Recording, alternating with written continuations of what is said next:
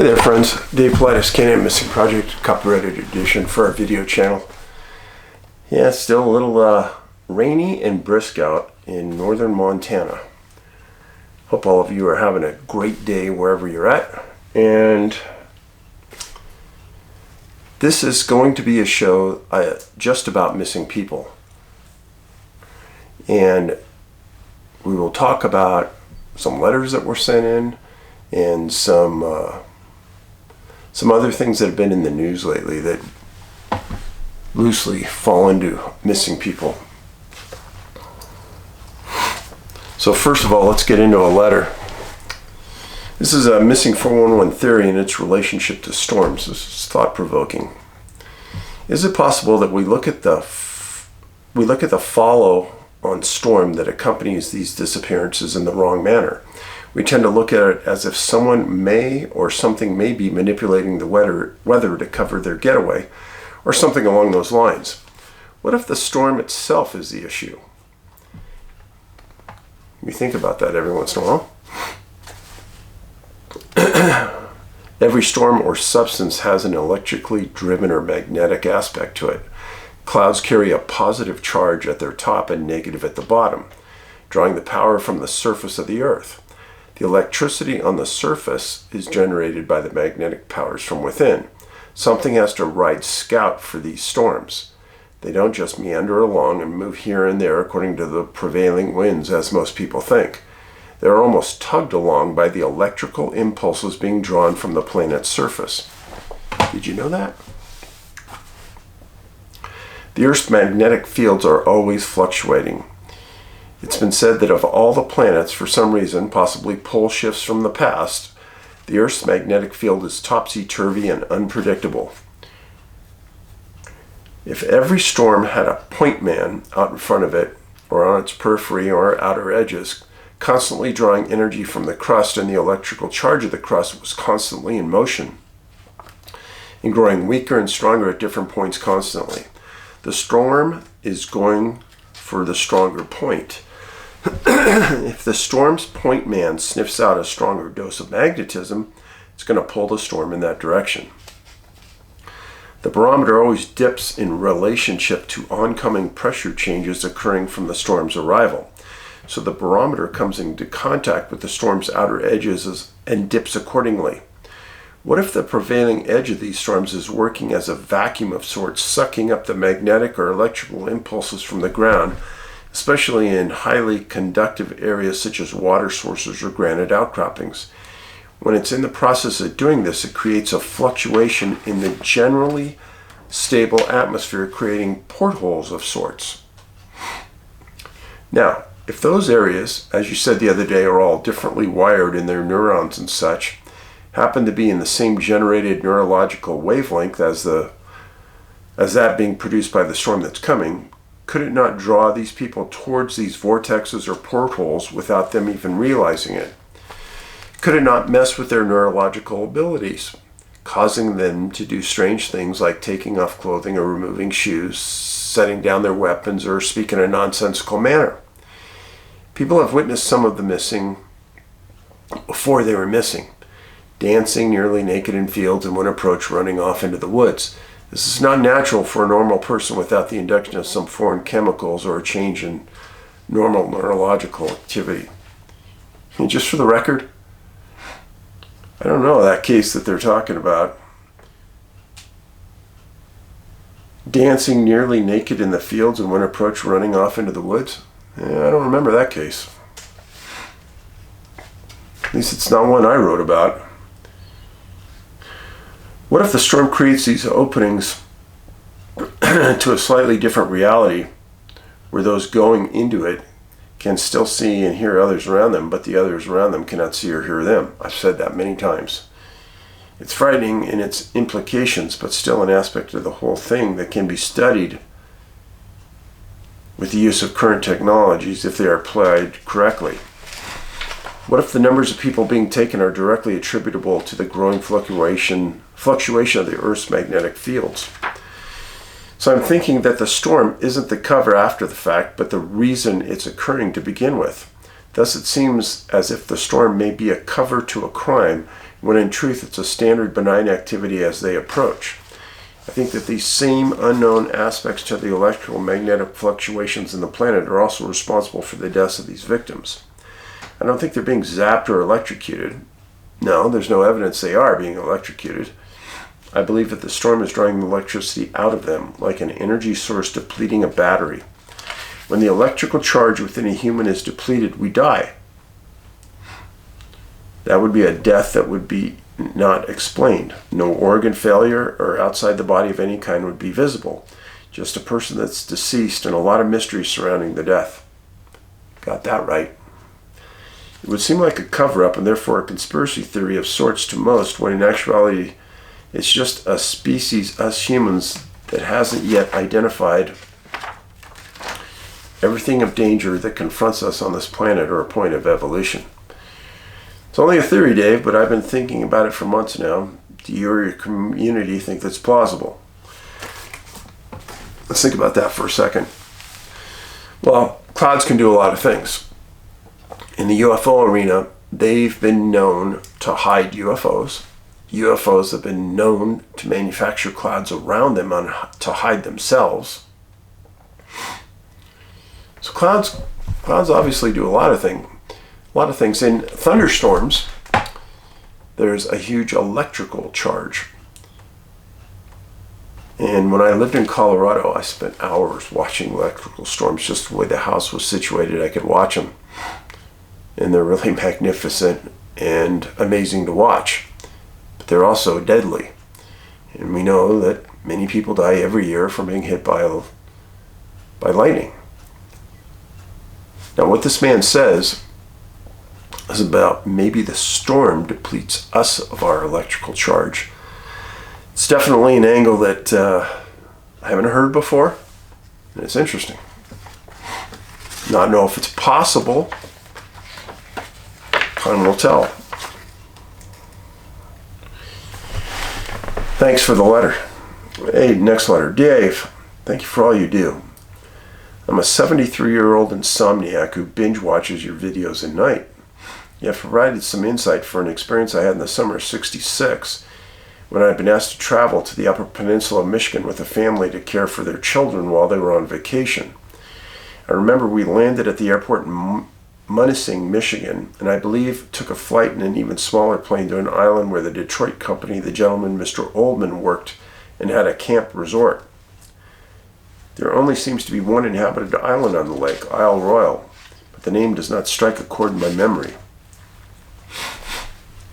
One day in that week, we all walked across through the woods to a beach on the lake. I was occupied watching the children and was not able to explore. Thus, when they provided me with an afternoon off, I decided to take some hike to the beach to wade in the water and see if I could find the pebbles for shells for my brother David's collection. I recall looking at my watch as I hiked and seeing that it was 2:30 in the afternoon. It took about 45 minutes to reach the lake. I remember the smells of the pines, sounds of the insects buzzing, and the feel of the soft earth beneath my feet. When I arrived at the edge of the forest, ready to walk across this pebbly, sandy area to the water's edge, I became afraid of what was approaching. I stood at the edge of the forest, fearful that if I went down to the water's edge, the lake waters would rise up and grab me. Even as irrational as this fear seemed to me, even after my 45-minute walk in the humidity to wade in the lake, I turned around and walked straight back to the camp. For 54 years since, I've often thought of that day in such beautiful surroundings where no other human could possibly have been within miles of me. Yet I was so unaccountably fearful of the lake water's edge taking me that I could not approach. I had no fear until I arrived at that edge of the tree line, and my journey was stopped in a moment. Since watching your videos of so many people going missing, I did a search online about Lake Superior and found Native American tales of some evil being rising up to grab the lake, out of the lake to grab the people, and the tales of the lake itself rising up to take people. So my irrational fear of that day could possibly have been a warning, even though I didn't think it made sense, I obeyed the warning and turned back. listening to that inner sense of yours is really important. I cannot help but wonder now if, as irrational as my fear for that long day has seemed to me, it was a warning. I think of how my mom would have been traumatized had I never returned from that trip, and how difficult the search for me would have been on such a distant and sparsely populated island. When I meet Jesus face to face, maybe I will remember to ask him if that fear of approaching the light kept me safe from a terrible fate that day. Prayers warriors in America have walked many miles and trails asking forgiveness for the sins of America against the First Nations people. But I do not know if any intercessors have ever thought to ask forgiveness for occult practices of the peoples who lived in this land before they came here. Did anyone open portals for evil beings that could be in and near our closed areas? Did the prehistorical residents of our national park wilderness commit sins that have allowed evil beings access to continue taking hikers as clueless as I was walking alone through the woods in Lake Superior 54 years ago? Great questions. Great questions. In my years of doing research on missing people, I can tell you that there have been so many strange disappearances around water of people I can't even tell you. And I don't mean that there have just been a few. There have been hundreds and hundreds that I know about, which means there's probably thousands I don't.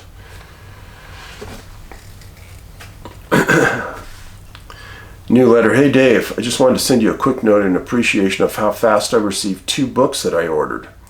I ordered them last Sunday and they were in my mailbox the following Wednesday. Wow.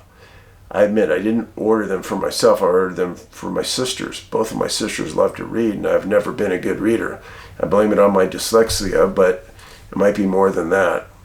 That being said, I do plan on borrowing one of them after they're done. I know I will enjoy the read. A friend at work introduced me to you and your videos on YouTube. Ever since then, I've been watching 2 or 3 of them just about every day. I recently told my younger sister and her husband that they should watch your hunted movie. We are avid white-tailed deer hunters here in North Dakota. I don't know if they have watched that yet, but my sister said that she has been watching some of your videos and she finds them also very interesting. Thank you.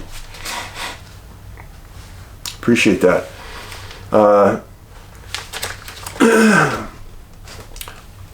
Our mail group is outstanding, and they work night and day to get that product out, and they work in huge quantities and do a tremendous job.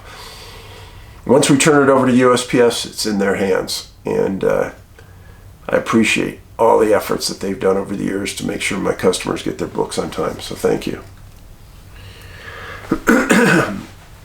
New letter. Dave, I trust all is well. I watched your latest YouTube video yesterday afternoon.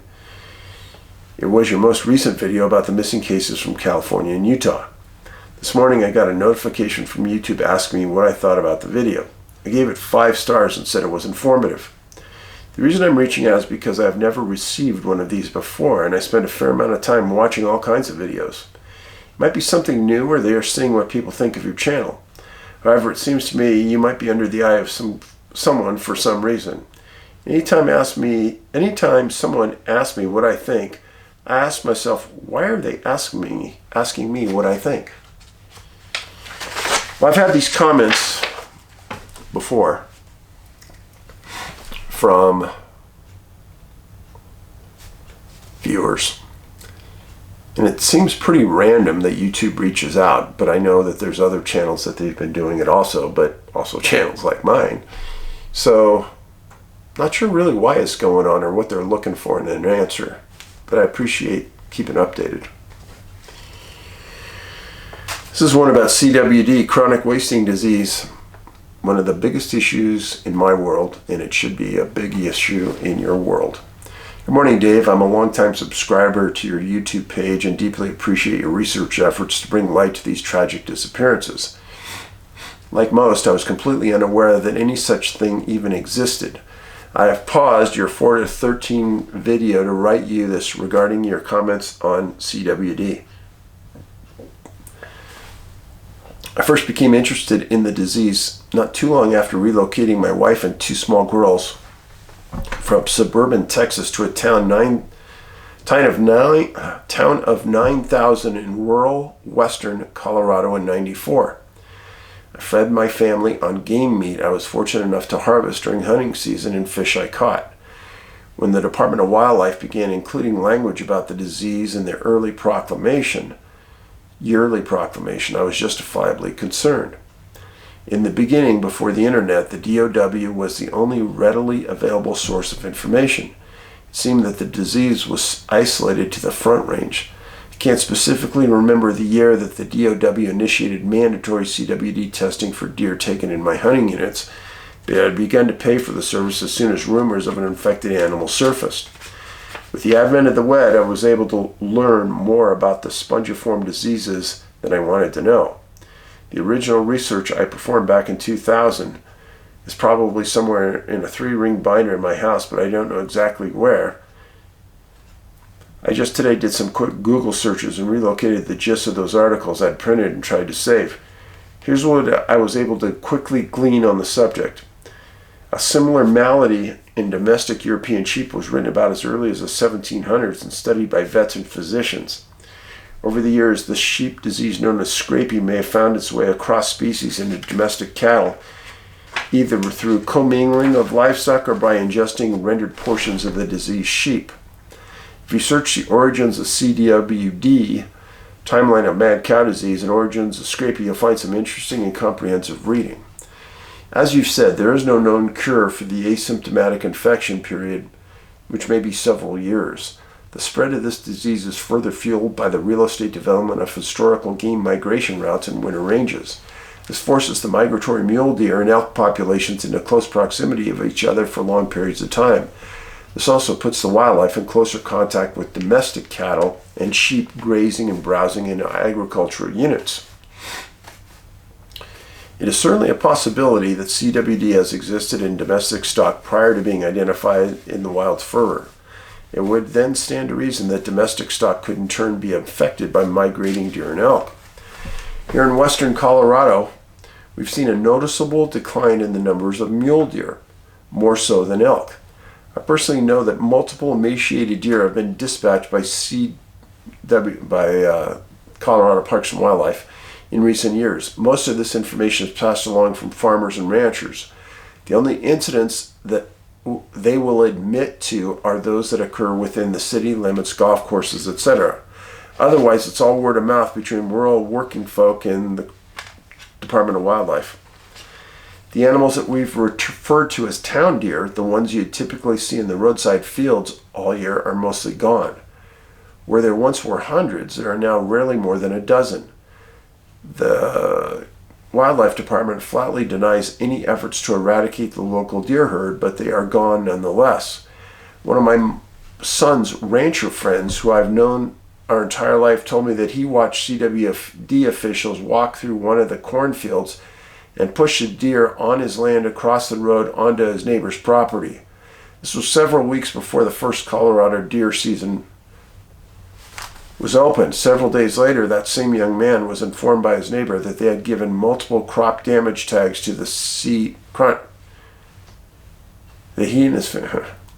Several days later, the same young man was informed by his neighbor that he had been given multiple crop damage tags by the Department of Wildlife, and that he, his family members, and a couple of game wardens had killed 17 deer the day before.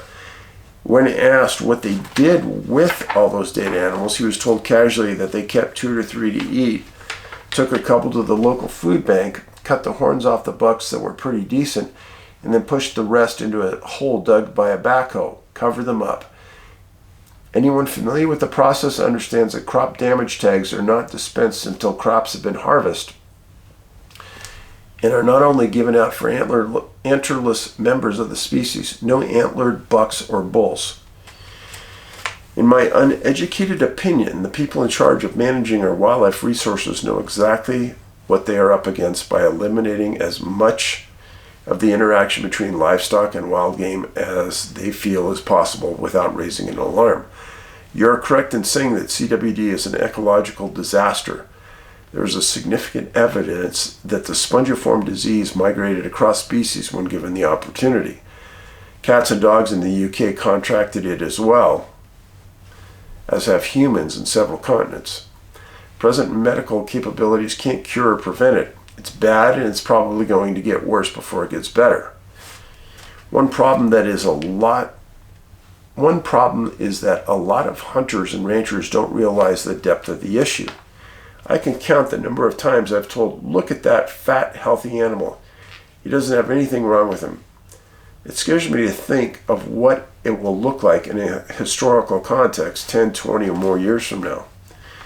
If you've read it this far, I apologize for my lengthy dissertation. This is a topic that I'm passionate about, and I tend to pull out my soapbox pulpit to bring it up. I will continue to hunt and eat wild game as long as I'm physically able. I'll also have every animal tested for CWD.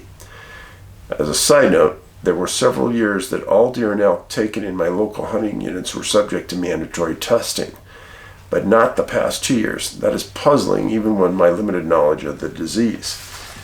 Well, first of all, if it's not mandatory now, I would still be testing all the animals coming in and out of that area. The truth of the matter is, almost every county in Colorado and every county in Wyoming is covered right now with diseased animals. It's just a fact of life. And everyone should be tested. And you are insane if you eat an animal that isn't tested, or you eat an animal that tests positive. And you may think you're a real tough guy, and you're just going to eat them anyhow. Science would prove that's a pretty stupid decision. So, let's get into the stories. First case is one I can almost guarantee you've never heard of. I want you to think back about my book, Missing 411, A Sobering Coincidence, where men, usually younger men, were found in water, drowned, and there was no way to understand how they got there, how they got in, how long they've been in, etc.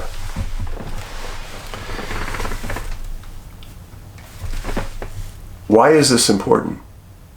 Because this, to me, shows almost an advanced stage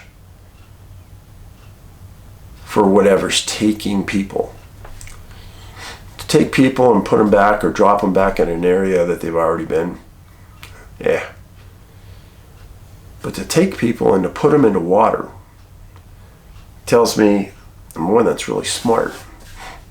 Why?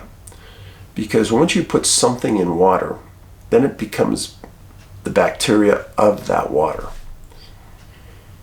And bodies decompose at a different rate in water, warm water versus cold water.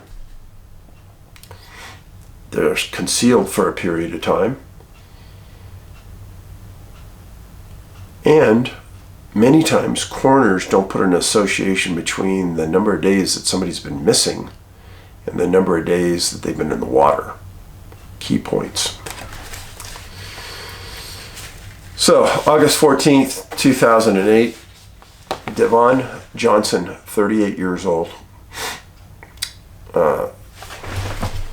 He lived in South Carolina. He lived on Shillings Bridge Road in Orangedale. And, hold on one second here. Somebody's knocking at my door.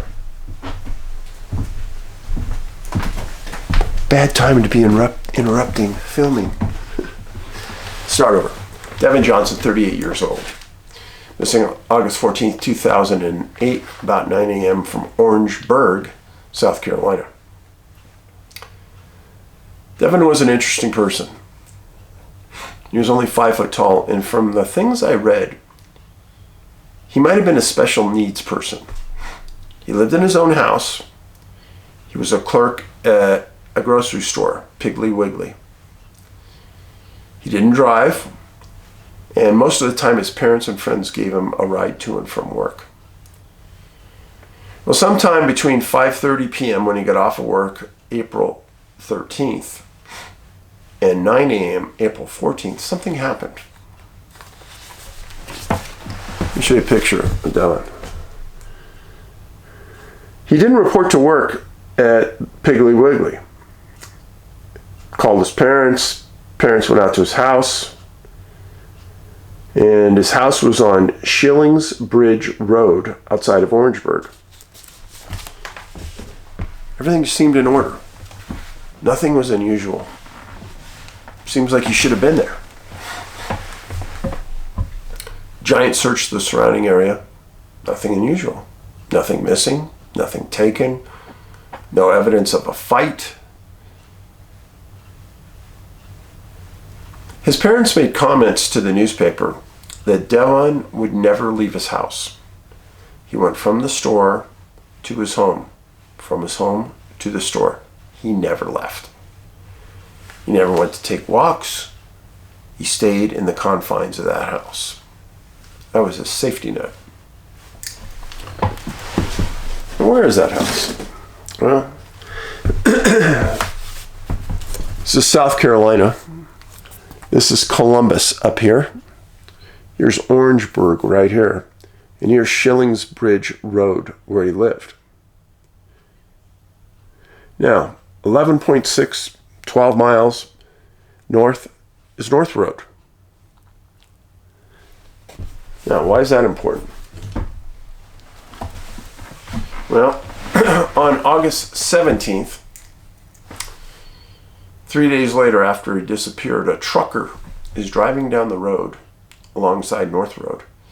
And he looks in the pond next to the road and he thinks he sees a body. Calls the sheriff. They recover the body. It's Devan Johnson. Now, most of you would say, whatever. You know, that's sad, yeah, but whatever. No, it's not whatever. Because if you're a critical thinker, like I am, I know this means something. The sheriff said that there was no fishing equipment. Devan didn't fish anyhow. But his body is in a pond 12 miles north of his house in an area he would never go to. So, the coroner says that he was alive when his body entered the water. What does that mean to you? Remember, I've told you before about GHB. Of course they didn't test for GHB. Wasn't within the scan notice of the 24 drugs that they would normally test for. I don't blame the coroner for that, but I do say that that's part of the problem with this system. The sheriff called this case a huge mystery because they couldn't understand how he got from his house to that location. Something obviously happened at the house late that afternoon or early in the evening or early in the morning, and he disappeared. Sheriff said that he was trying to retrace the tracks. He couldn't. He was reaching a roadblock. But the case posed a huge mystery to him. Yeah, I agree. And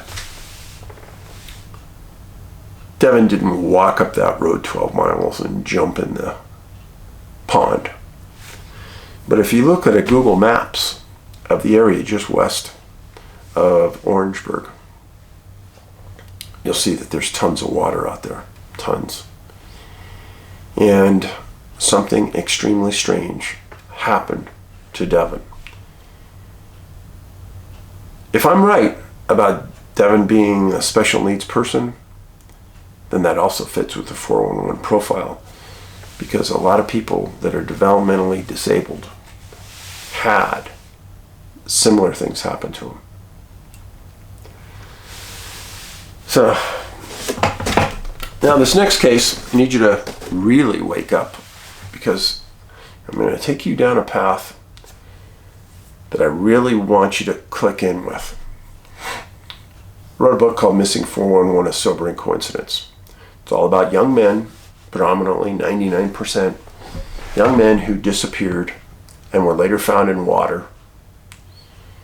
All of them had been drinking, and there was never a path on how they got from the bar to how they got to the water. And friends in the bar said they were there one minute and they were gone the next, or they lost track of them and they couldn't understand how they did. They were just gone.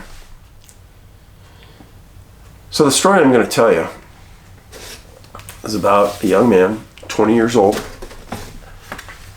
athlete, which is another part of the equation. Many times the people that I wrote about in Sobering Coincidence were athletes at a university. Smart. This story has to do with Adam Falcon. Adam, 20 years old, missing November 13th, 2004, Canton, New York. He was going to St. Lawrence University. He was a junior. Well, he was a standout soccer star at Victor High School in New York. And when he decided to go to college, he applied and got into St. Lawrence, and he got on their soccer team. He was very popular, humble, and he was described as friends as very likable. Well, on the night of November 12th, he went out with some friends to the TikTok Tavern in downtown Canton. Now this is important, and this is really where you got to start paying attention. So he's last seen at the TikTok bar. That's in this area. This is downtown Canton. It's the Grass River. So he's last seen at this bar. And they are saying it happened at 1:38 a.m. he was last seen. He had an injury on the team and he wasn't playing. But the next day he was supposed to show up for a team meeting. He didn't show up. So team members, friends went out to search. And over on the steps of a church, they found his cap and cell phone. How many 20-year-old men in 2004 would readily give up their cell phone? I don't think so. So it was on the steps of the church rectory. And the search was huge. They put canines on the hat and the cell phone, and they couldn't pick up a scent trail. And friends, that is not right. The search, or a scent trail should have been picked up. Now, nothing happens on this case for 5 days. This river flows this direction. He's last seen here. His cap and cell phone are here. 5 days later, they find his body here, upstream, across a major highway, the main street rather, of where he was. And it's in a big fishing hole. Upstream, opposite direction. They find his body at the bottom of the hole with his shoes on and his pants off. Shoes on, pants off. No, I don't think so. Think about that. His pants were later found 80 feet downstream from the body, with the wallet still in the pants. Coroner ruled no injuries to the body. Coroner ruled cause of death, freshwater drowning, and moderate hypothermia.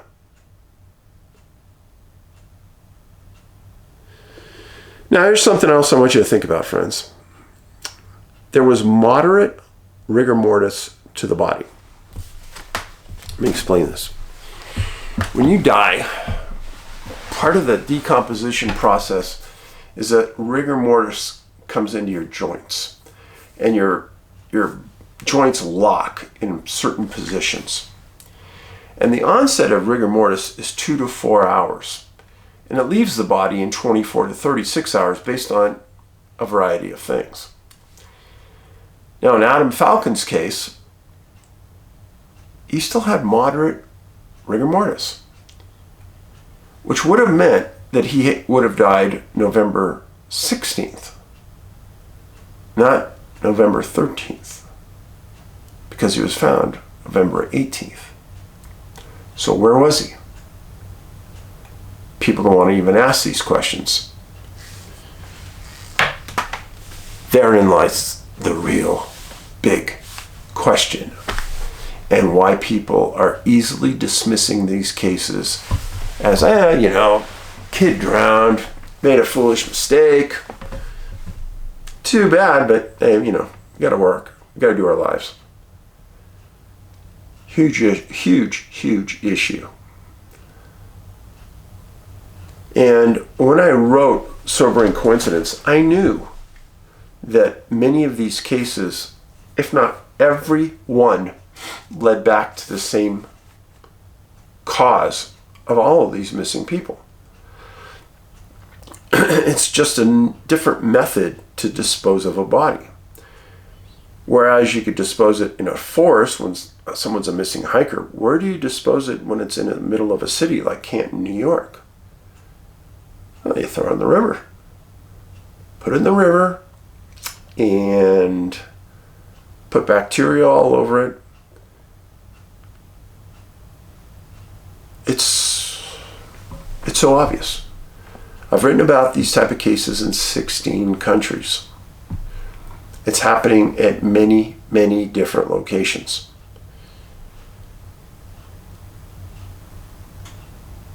There was people who have talked about this before. In fact, a series was written about it called The Smiley Face Killers. What they failed to do in that case was to look at the big picture. They said that on their cases, they found a smiley face somewhere near where the person disappeared. Well, I looked at it. They were looking at it from 1,000 feet above the water. I'm looking at it from 40,000 feet above the water. And now when you start looking at it from a grand scale, son of a gun, it's a worldwide issue. It isn't just a U.S. issue. It's happening in Canada too. And some of the most unusual cases involved athletes in U.S. and Canada.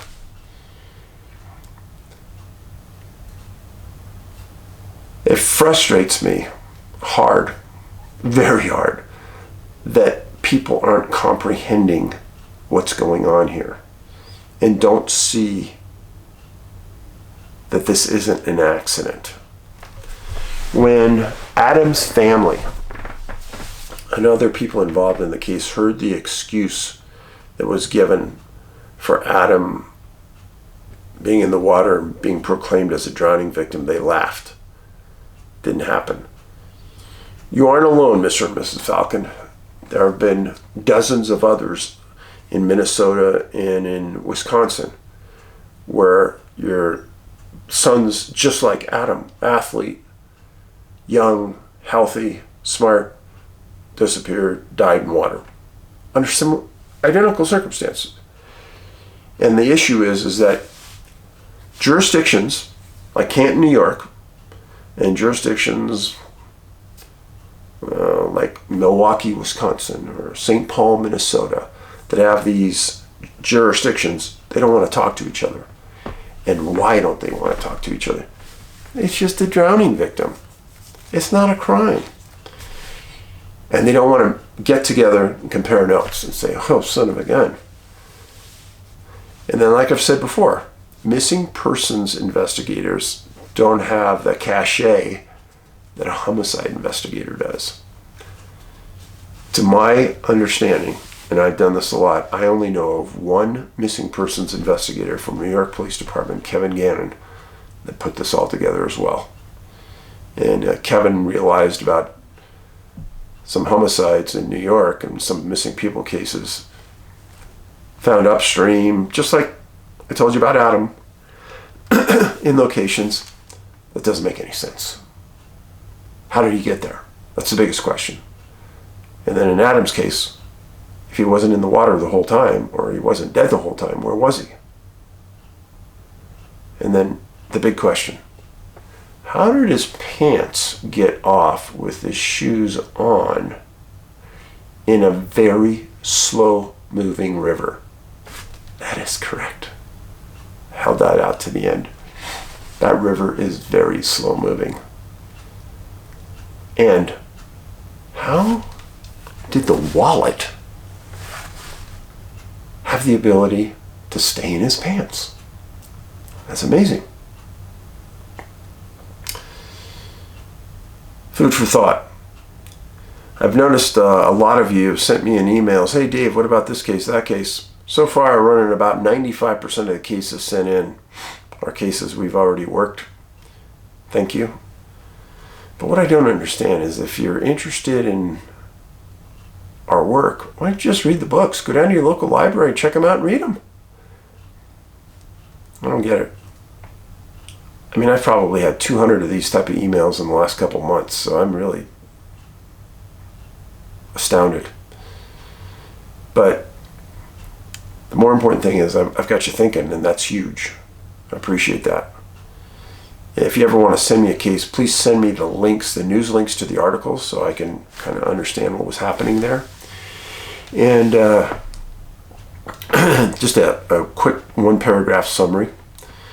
If you ever send me a YouTube link, please give me timestamps about what you want me to watch and what it's about. If you just send me a link and say, oh, you think it'll be interesting, I'll never watch it. I just won't. I have too many things to do. It'll be put, and it is put at the back of a pile that's about 3 years long right now. I have a limited amount of time. And the things that intrigue me that I read, that give me timestamps to look at, I could do that quick. I'll do that. A lot of you have stated that recently you've been unsubscribed from the channel. Please make sure you're subscribed. I appreciate it.